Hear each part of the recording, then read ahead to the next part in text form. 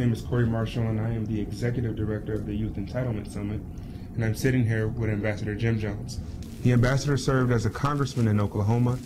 He has served as the American Stock Exchange chairman in New York.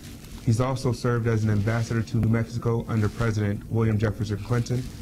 He served as the national chairman of the World Affairs Council, and we're very proud to note his work with Dr. Martin Luther King when he served as the youngest chief of staff in history at the tender age of 28 to President Lyndon B. Johnson. So, Ambassador, we would like to start with our first question. What message do you have to my generation to employ the type of courage that your generation employed when you knew that America might not have been ready for change, but needed change? In the civil rights legislation of the 60s and what have you, and before that, racial minorities were not organized, but they were not allowed by law to participate in some instances. The difference is young people are not prevented by law from participating, and the young people, if they want to be, can be a most powerful force. When I was running for Congress, my district was the second most Republican district in the whole country, and I was a Democrat. Everybody asked me, how do you get elected? And there was really two ways. One, to energize young people and to create some enthusiasm, and they worked on their parents. And then the other was retired people. And there's more connection between senior citizens and young people than you might suggest or might feel. And so the main thing, as was shown in the Obama campaign this year, if the young people will get involved and get enthusiastic, there are many, many things that they can accomplish. I think one of the great things I see about President Obama is, for the first time in a few decades now, he's calling for individual responsibility and individual sacrifice, and that if we're going to have the government pay programs, we have to pay for them. And that's something that's been missing. We go into Iraq and Afghanistan, and which I happen to oppose, but whether you're for it or against it, it was a war, and we should have been putting the United States on war footing, and not just having those soldiers take the sacrifice. It ought to have been all of us, and we should have paid for it.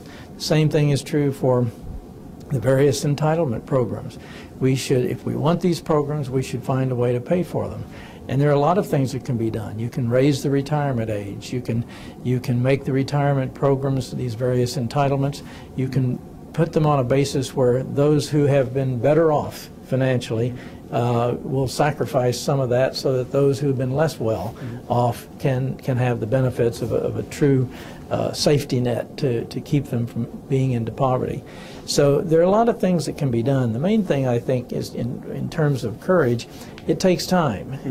Martin Luther King and all those great civil rights leaders sacrificed time from their families and from their friends in order to push forward the support for civil rights in this country.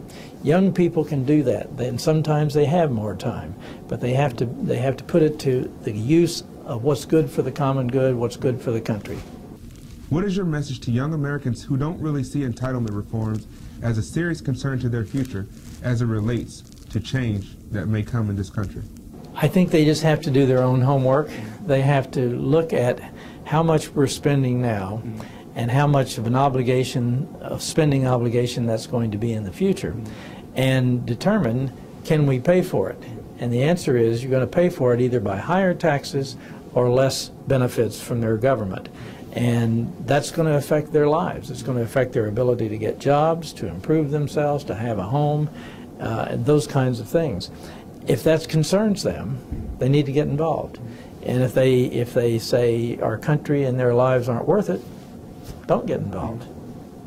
Mr. Ambassador, we would like to thank you for taking the time out of your busy schedule to join us on this interview, which we feel is important to our generation understanding these issues. We would also like to state that we do understand here at ES that we face the possibilities of higher taxes, a grim reality no American wants to face.